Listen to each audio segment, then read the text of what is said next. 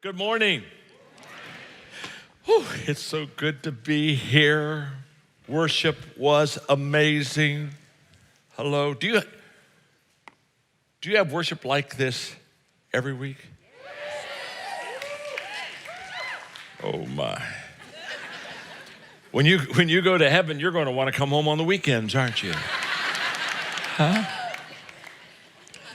I've come to the conclusion, I've been with you all weekend and been with your leaders and had a great time. I've come to the conclusion, there's no place like this place, anywhere near this place, so this must be the place, huh? Hope City. I love the title because you're giving hope. And as I was listening to Jeremy talk about what you're doing around the world, you're Hope City for Houston, but you're Hope City for the world.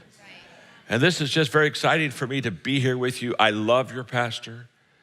Okay, now I know leadership. I've written a book or two on it. I know leadership and I hang with a lot of leaders. And I want you to understand, I think you know this already, but if you don't know this, my name's John, I'm your friend.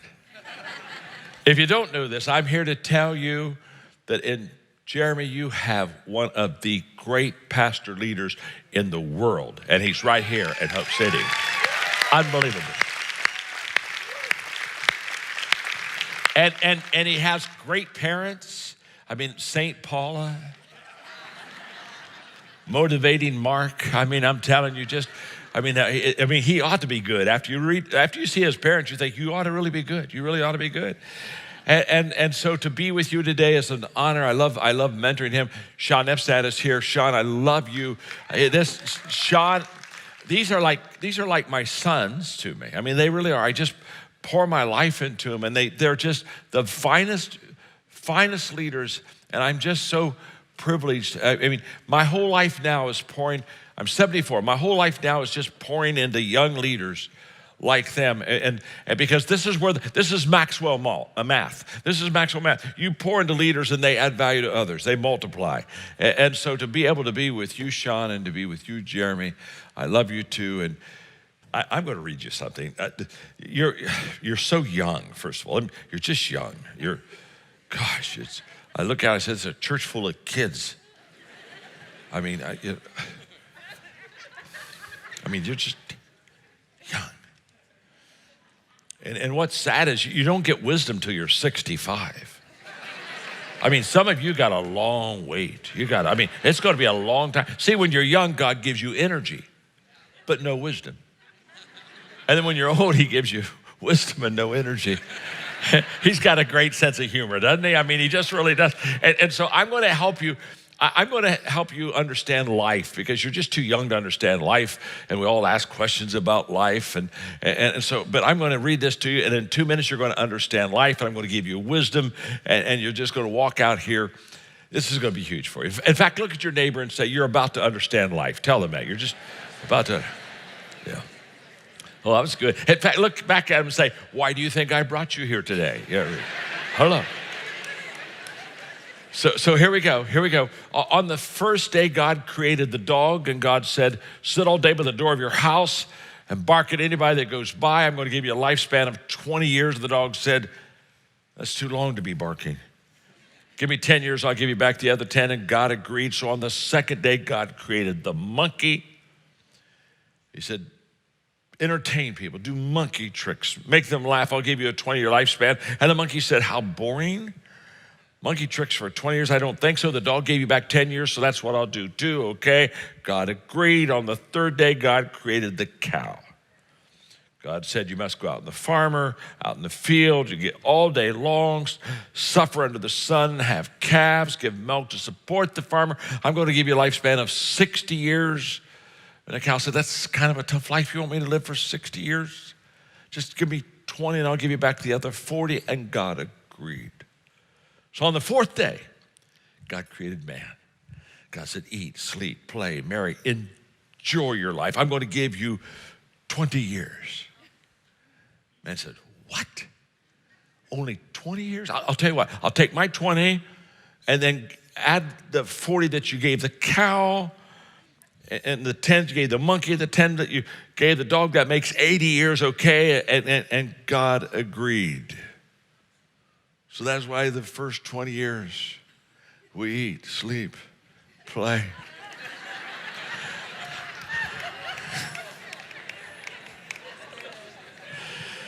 I see the train a-coming.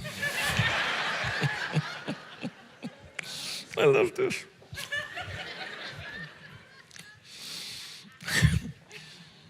The next 40 years, we slave in the sun to support our family. And then for the next 10 years, we do monkey tricks to entertain the grandchildren.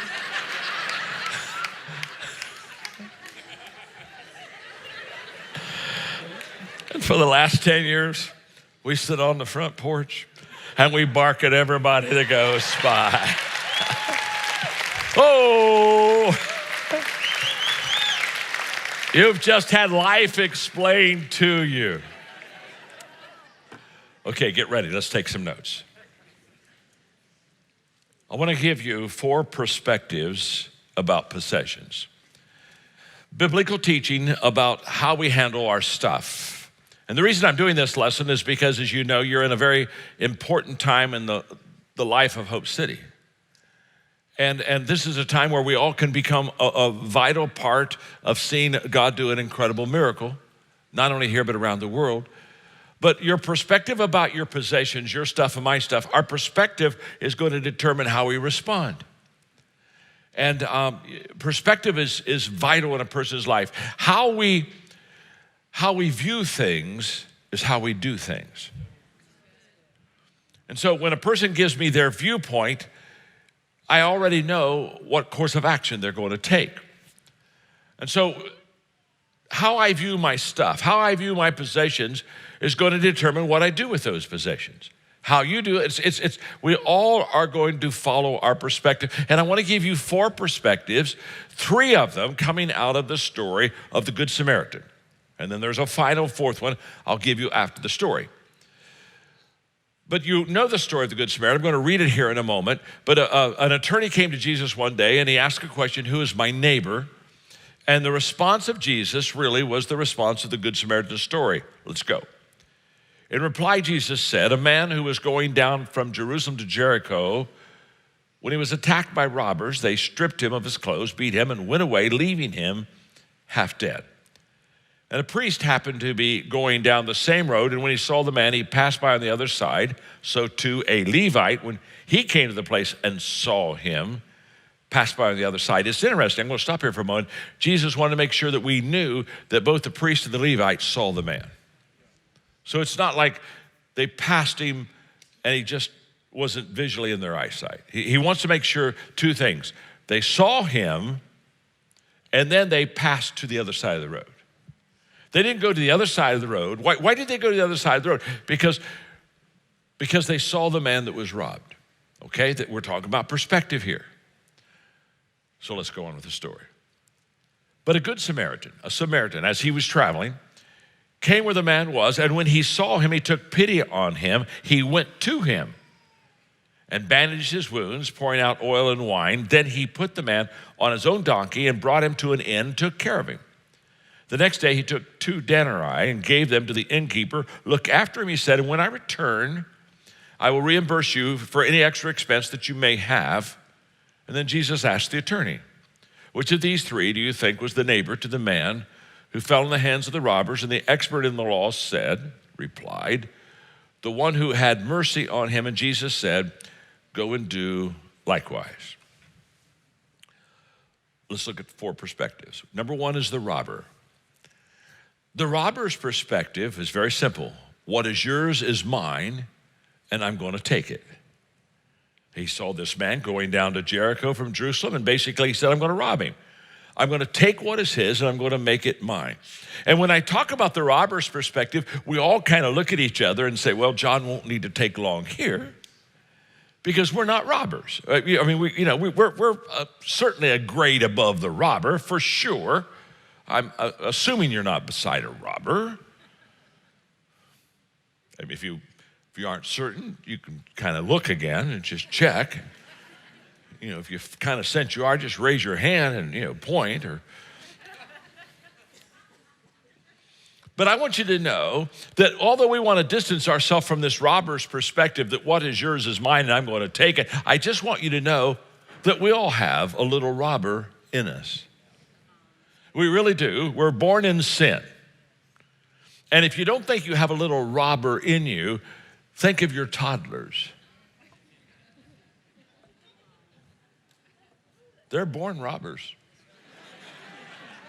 I mean, have you ever understood and witnessed the property law from a toddler's perspective? I mean, and when a toddler, you watch a toddler. Here's how they see possessions. If I like it, it's mine. If I can take it away from you, it's mine. If I had it a while ago, it's mine. If I say it's mine, it's mine. If it looks like mine, it's mine. If you're having fun with it, it's mine. If you lay it down, it's mine. If it's broken, it's yours. We've got, every one of us have this selfishness. You know, I was talking the other day about the difference between selfishness and significance, and I said neither one, they're not compatible at all. And I was talking about selfishness is all about us and significance is all about others. And I literally had a person come up to me afterwards and said, I know you talked about selfishness, but he said, I just want you to know I'm not a selfish person. And I smiled and I said, well, okay. You're delusional.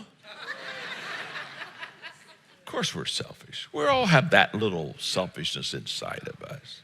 Come on. If you don't think you're selfish, the next time somebody takes a group picture of you and your friends, when you look at that picture,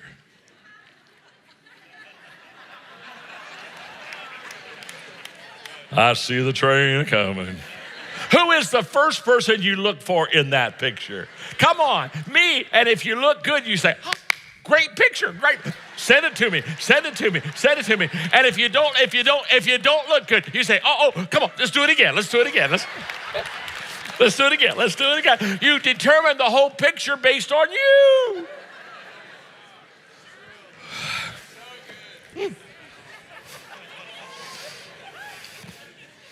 Let's go to perspective number 2. You're so good. You're so fun to teach. Oh my gosh. He's got a clock down here and tells me I have 16 minutes and 57 seconds. You know what I mean? I'm just getting started, and he's doing this to me like it's like we're at Cape Canaveral or something, and we're in a countdown. You gotta, but what kind of a sissy schedule is this you got here? I'm mentoring Jeremy, and I went to his Bible study yesterday, and he had a 30-minute Bible study. Well, in 30 minutes, I was just getting started, and those men were just digging in, and I've been looking around. I think there's a fire alarm or something going off, and a 30-minute Bible study. I said, well, you got a sissy study here. Now, you got a sissy service here. Jeremy, as soon as this is over, I'm doing some more mentoring. We're going to get the sissy out of him. What do you think? Amen. Let's get the sissy out of him. Oh, my goodness. Oh. Dad, you never taught him that, did you? He never learned sissy from you. No. I told those men next week he's going to pass out pink Bibles for you guys. Oh, Lord. Sissy.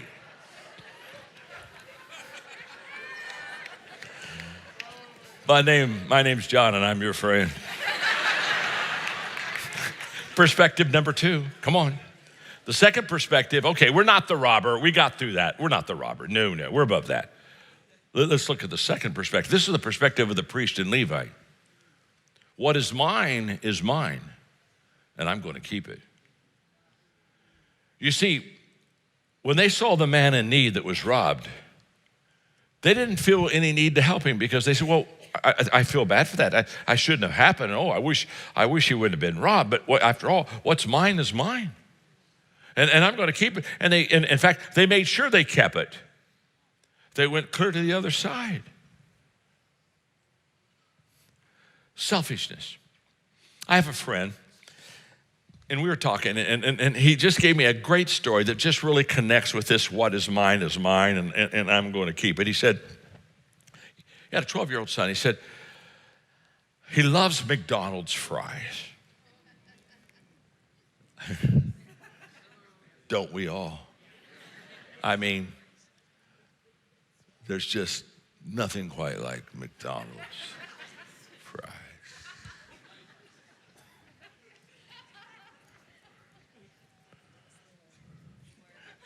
Just smell them. When we get to heaven, we'll have McDonald's fries. No calories in them. No calories. In fact, it'll be health food.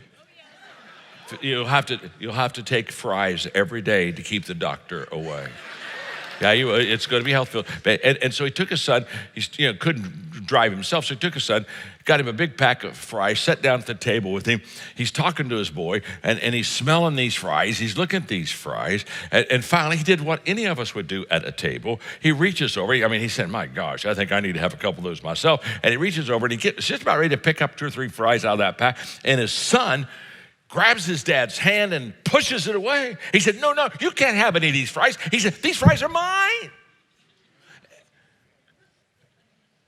And he said, John, I pulled my hand back and I looked at my boy. As he said, as a father, I thought immediately 3 things. Number 1, he doesn't understand where those fries came from. I'm the source. I drove him to McDonald's. I went to the counter. I paid the money. I got the fries. Without me, he has no fries. I'm the source. He doesn't understand. I'm the source. Number 2, he doesn't understand. I can take those fries from him. In fact, he said, I was thinking about doing it right then. I just reach over and say, if you're going to have that kind of attitude, you don't get any fries. And boom, I'm going to take those fries from you. He said, he doesn't understand. I'm not only the source, I'm in control. I can take those fries from him. Or he said, if I want to, I can go back up the counter and I can order 30 packs of large fries. I can go back to the table and I can dump them on him and I can bury him in French fries. And as soon as he talked about burying him in French fries, I thought, oh my God. What a way to go. How did Maxwell die? A fries avalanche. We tried to rescue him 3 times and he pushed us away. Well, what a way to go. He said, my son doesn't understand. I'm the source. He doesn't understand. I'm in control. He said, the third thing he doesn't understand is that I don't need his fries. I can get my own fries.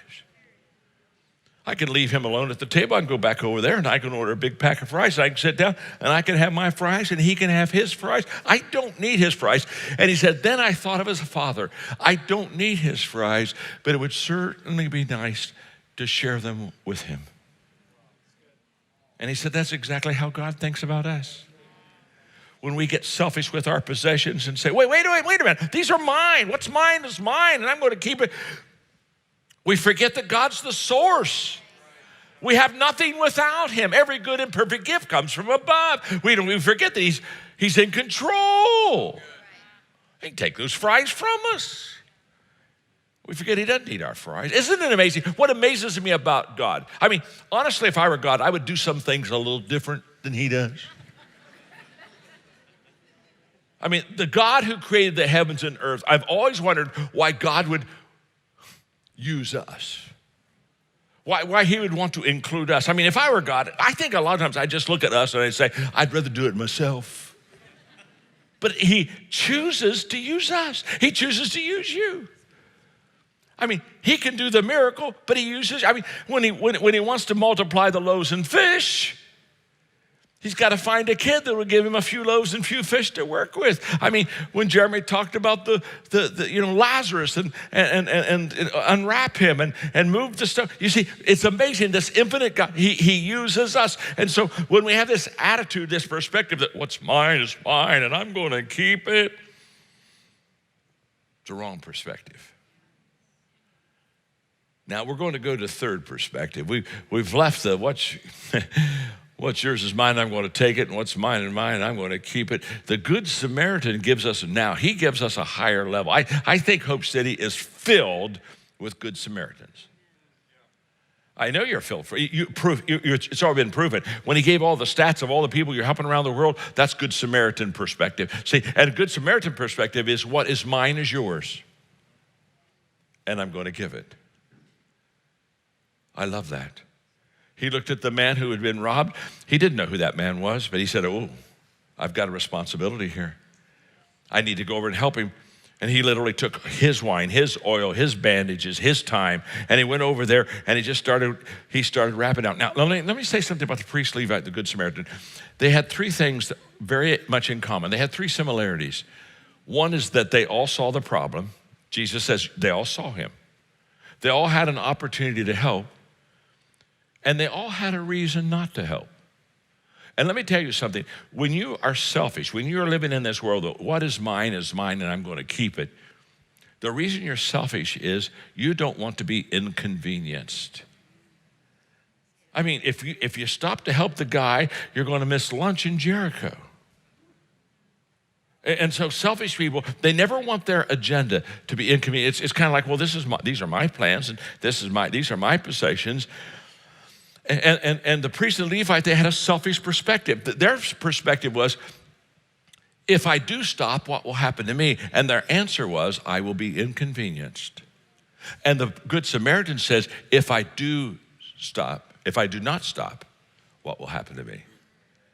And he said, if I don't stop, I'm going to get a hard heart. I'm going to get a selfish heart. I'm going to get a calloused heart and a calloused life. And if I don't stop, I'm certainly not going to help him. But if I do stop, it's not only going to help the robber, it's going to change me. Now, three perspectives so far. There's one more that's not in the story that I'm going to give you, but it's the overarching biblical perspective. This is just a perspective of possessions from this one story. What's yours is mine, I'm going to take it. What's mine is mine, I'm going to keep it. What's mine is yours, I'm going to give it. But there is a life-changing transformation level about possessions that I just passionately desire for you to move up to today. And this will change your life. So look at the person sitting beside you and say, don't miss perspective 4.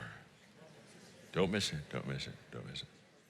Now, let me just stop here for a moment. The reason I had you do that is because I've been watching you now as Cape Canaveral time has been going down. I've been watching you. And I've noticed that you're very sharp. You're with it. You're leaning in, you're taking notes, you're just catching it. You got it. And I love that. But what I've noticed is the person on your left is not quite as sharp as you are. They're just a little slower, honest to God. They're just, it's amazing. You noticed it too, didn't you? You know, I mean, I'm looking at you. Some of you are just, oh yes, oh my God. I noticed it. So this fourth point is so important. Look at that person, that's a little slower than you and say, it's okay, I'll help you. Go ahead and tell them that. It's okay, I'm going to help you. I'm going to help you. Isn't this fun, huh? All right, we're ready now. I'm going to help you. Perspective number 4.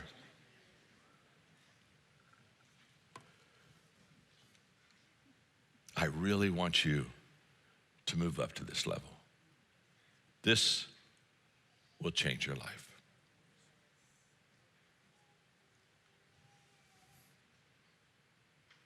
Number 4. I'm going a little slower. We're doing it for the person on your left. Are they ready? Yeah, that's it. Okay. Perspective number 4. What is mine is not mine. And I'm going to manage it. This is a whole different level. When I look at my possessions, the first thing I understand is my possessions aren't mine. They're God's. They're not mine. It's not my stuff. Psalm 24:1, the earth is the Lord and everything in it, the world and all who live in it. It's not mine. Now, the moment that I realize that my stuff, my possessions are not mine, everything changes in my perspective about them. You know, when I was having fun with you a moment ago and talking to you about the person on your left, I looked over here a little bit to my left, and my friend Jerry texted me between services, and he's here, and I didn't know he's going to be here, and he wanted to go to lunch, and I haven't seen him for a while, so I said, okay, we'll do lunch. And then I remembered that, Jerry's a little cheap. It's okay. I have a few cheap friends. And so he's going to expect me to pay for the lunch. And then I looked and I realized that all my stuff was in the car because I was supposed to be, after a while, going to the plane and the whole process. And so I don't have any cash. And so I got to thinking while I'm talking to you, and since we're really getting acquainted and becoming friends, I thought maybe somebody would bring me $100 and then I could pay for the lunch and it.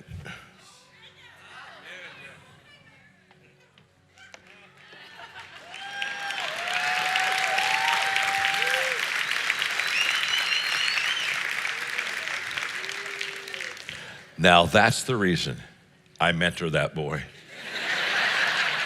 right there. Right there's the reason. And I know, well, I got to finish this message. Anyway, okay.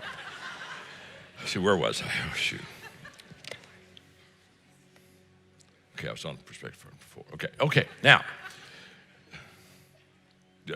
I want to go on, but you're all just looking at me like, what just happened? John just needed $100, and Jeremy runs up there and gives him $100. And why did Jeremy give him $100? And even a more important question you should be asking yourself: why didn't I bring him $100? Well, let me explain something to you. The reason Jeremy was so quick to bring me the $100 is before the service, I gave him.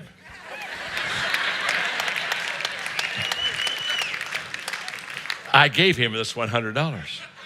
And I said, Jeremy, during my sermon today, I'm going to ask for $100, and would you just bring back to me what is mine?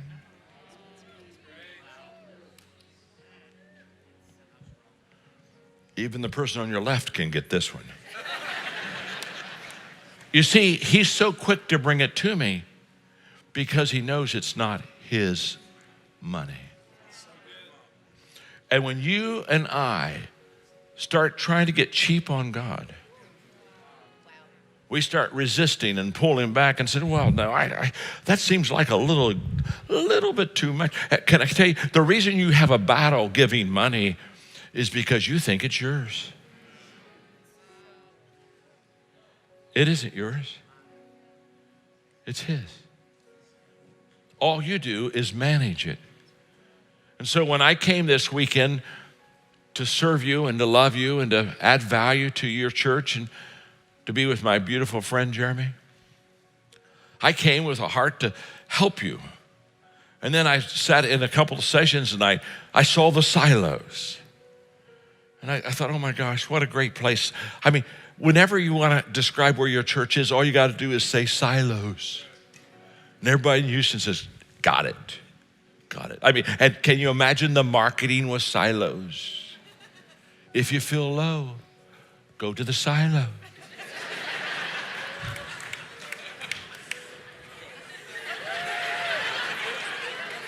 Just give me a week. Just give me a week. Could you just give me a week? Could you just, I caught the vision. I told Jeremy last night, I said, Jeremy, I know I came out to serve you and love you and help you and add value to you, but I got to be a part of this. I want to make a commitment. I want to, in fact, after being here, I want to join this church. I live in Florida.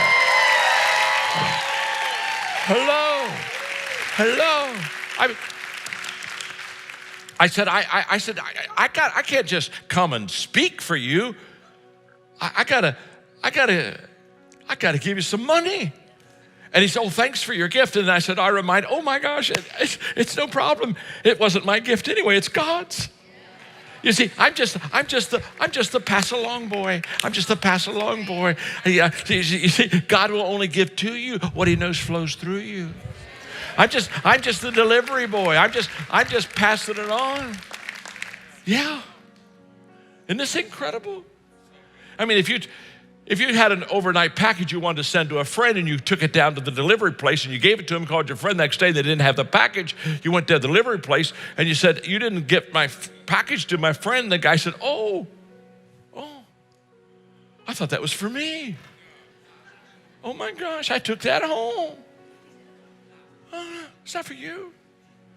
You're just the delivery boy. I'm God's delivery boy. And you're God's delivery girl. Come on now.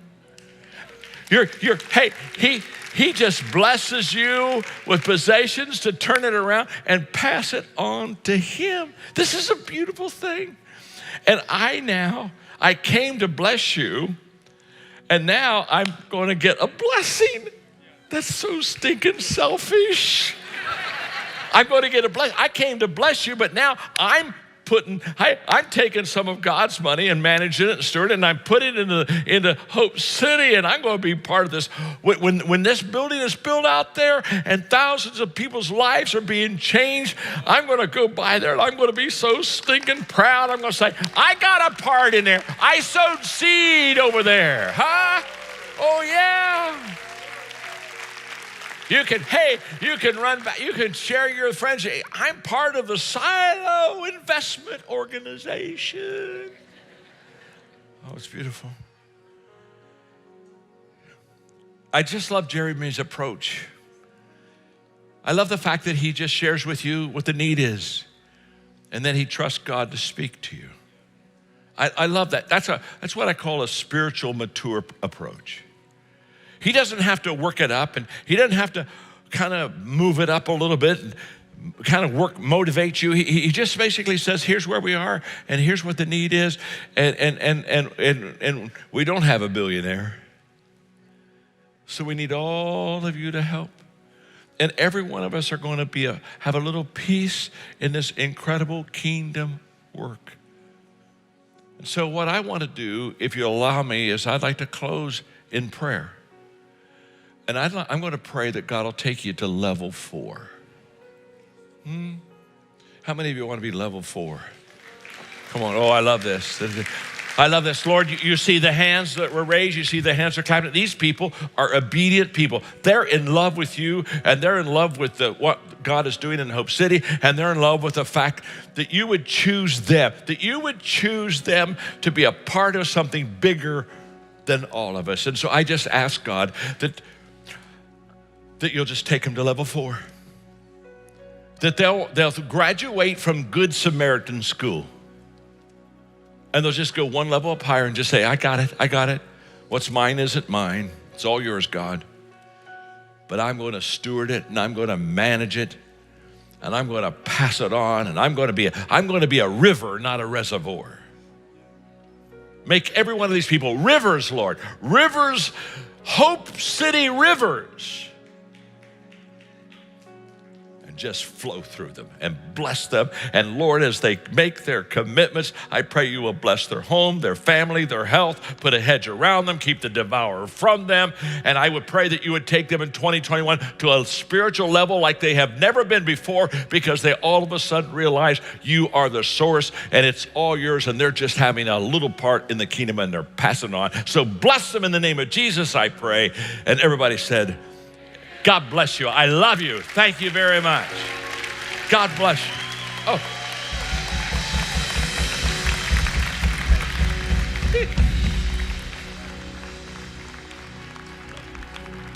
Hey, we'll let Dr. John Maxwell be a member of Hope City, won't we? Actually, we kind of need a church grandfather. Would you do that? Oh. I can be your papa. Papa John. How's that, huh? I'm in. Thank you very much. Love you too, man. The original Papa John. Come on, guys. Give him a great big hand. I love you. You can be seated. I just so appreciate him. He takes me further, faster every time I'm with him. You can be seated. That's John trying to go down the stairs back there. I'm grateful that he was with us. He has a kind of a bum leg. If you don't mind, don't anybody go anywhere. I see some of you guys moving towards the doors. If you'll just wait, that would help me a lot. We haven't got to the most important moment of the service. And the most important moment of the service is when we give you an opportunity to give your life to Jesus. That's what this is all about. I love that we give you an opportunity to sow in, be a part of giving towards what God is doing. And I feel more confident in unapologetically telling you, hey, we can't do it if you don't do it. God gives me vision. I've got huge vision. You know what? I don't even really need any help with vision. I got it. Anthony Michelle, you are doing an incredible job with our missions team. Anthony came to me the other day. We're feeding 50,000 people. We're out there. My kids are out there. My son, Gunnar, was hurling Cliff Bars into the back of people's trucks. We had to change him from chips because he was throwing chips in there, was killing the chips. We're like, this is Cliff Bars. You can't destroy those things. And Anthony came up to me and I said, dude, you're doing such an incredible job. He said, I can't wait till we have a dream center.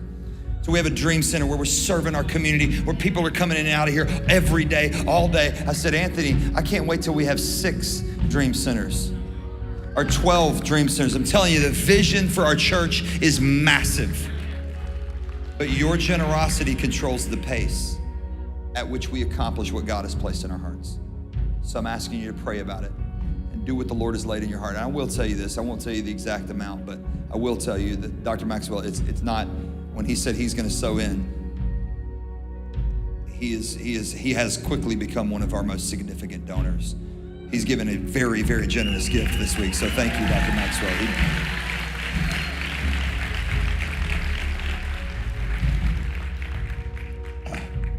Kind of messes me up that I was 12 watching him teach and he's sowing into our vision now. That's pretty awesome. So I just thank you. I will ask you to pray. Just grab this card and pray over it. I'm asking you to grab it and pray over it. Those of you who are online, if you're watching online, this church has blessed you. I'm asking you to sow in, to pray about what God would have you to do. Make a one-time commitment to help us break ground. And then make a 2-year commitment and say, all right, by faith, we believe this is what God's gonna have us to do. I believe God's gonna bless us. I didn't even want to do cards. A couple of years ago when we did the Silos campaign, in fact, I told the church, I was like, we're not gonna do cards. And then the bank was like, we kind of need to see the cards, the commitment cards. I was like, oh, we're gonna do commitment cards. I'm not super great at this, but what I'm super great at is understanding that without this, we don't do what God has called us to do. It's going to take us actually going all in. And this is an opportunity for you to say, I want seed in the ground for what God is doing. I don't want to just be a taker. I don't want to just be a consumer. I don't want to just have a consumer mindset. I actually want to sow in. I want to be a part of the foundation of building this thing. So for years to come, I'll be able to look to it and say, I'm a part of that. I was in the room. God used us. God used our family. And I can tell you this, he will bless you. And it makes so much sense that he left the $100 up here. Makes so much sense. Here's why, because Dr. Maxwell's told me this. He's told me this, unforgettable generosity changes everything. And you can never outgive God. And he said, I want to be, he told me this. He said, I want to give the way that God gives. And he showed me. A year ago, I had the opportunity to be with him. It was his birthday, and I know he likes Mont Blanc pens. So we bought him a Mont Blanc pen and a Mont Blanc journal, which, I mean, it's a pretty good gift. Little logo makes it worth money. I told Jen, I was like, this is a really good gift. We gave it to him. He was so gracious. And then I saw him again at the end of last year at a little conference. It was small, there's 40 of us in the room. And he was talking about unforgettable generosity. And he said, my friend Jeremy did something very unforgettable for me. He got me a Mont Blanc pen. He said, my favorite pen. And he got me a Mont Blanc journal. And he said, what a great gift. And he said, he has no idea that I don't use a journal. I was like, awesome. Thanks, Doc. And he said, so I thought, what should I do with this journal? And he said, so, Jeremy, will you come up here? I walked up there, and he handed me the journal. And on every page, front and back, he had written me a note.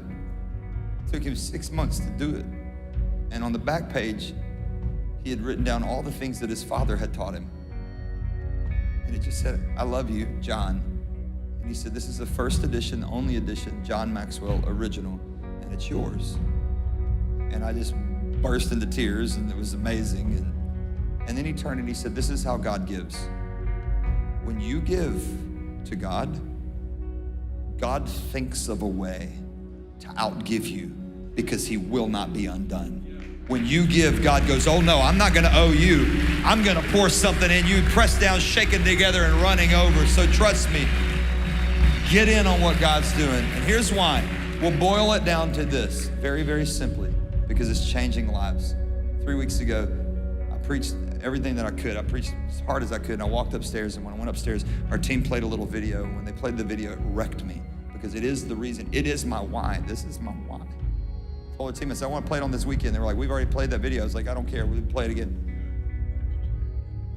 And you want to know why I do what I do, why we work, why we serve, why we love, why we give? This is for Jose. Take a look at this. I was atheist. I lived that atheist lifestyle. Me and my brother, my dad told us to go get food. Like, he wanted to stay with my mom because he wanted to talk to her. I thought it was gonna be like a small talk. So me and my brother went to go get food, and when we came back, I saw my mom crying with a bruise in her eye. I seen the police come, like they started knocking on the door. I saw my dad in handcuffs, and I was like, I started like crying because like I thought I would never see my dad again. Whenever he had to go to court and that he would have faced 20 years in prison, I tried to get away from that pain. So I started hanging around with other people, and they brought me into drugs, and I started doing drugs with them. Like almost every day I would skip class just to do drugs to try to get away from the pain, but it just made things worse. I started to build a hatred for God. I started to blame God for literally everything.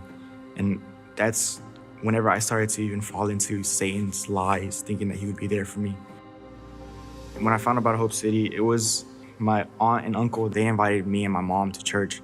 And me, I didn't want to go to church. Even when I would see people like raising their hand, I'd be like, why would you do that, bro? Like this, you look dumb doing it. Like me being messed up, I was like that. When Pastor Jeremy was speaking about God and his love, it just showed me that no one's perfect and that God sees you as just his child. They were giving out prayer books. I saw that, a prayer about God being there for us. And then when I got home, I put it to the side. I started to feel like guilty, and I felt like I wanted to go back, but I felt like I wasn't good enough to go back for him. I was even hitting up like plugs for high doses of drugs. I was close to ending things. And I had the pills in my hand, and I remembered that prayer about God's love, God's forgiveness, that he doesn't care about my past. And so when I saw that prayer book in the side, I was like, no, I'm not doing this. I said that one final prayer. I was like, God, if you're really there, forgive me, please. I'm sorry for doing this, but I just can't do this life no more. And I felt God speaking to me, that saying that it's not over yet. And I said yes to him finally, completely. Whenever I was watching the service that they were bringing Hope City back, I was really excited. I was like, let's go. Finally, I get to experience this. I want to experience God's atmosphere with other people that love him. I got like chills. And when they started singing, I started to raise my hand. I started singing and I started crying. They talk about baptism, water baptism. I was like, Mom, you got to come over here. I'm excited. I'm about to get baptized. I was stepping into the water. My mom was watching. And once I went down, felt that water and came back up. And I raised my hand because like, I'm new. That's like, I can't ever forget that day because like, it's the best day of my life because God really did change me. When I was a person that rejected him, he picked me up again and made me his child. Grew a stronger relationship with God. I got to know God more. I got to be around people who love God more. I thought Hope City was just like a church, but now Hope City is like a family.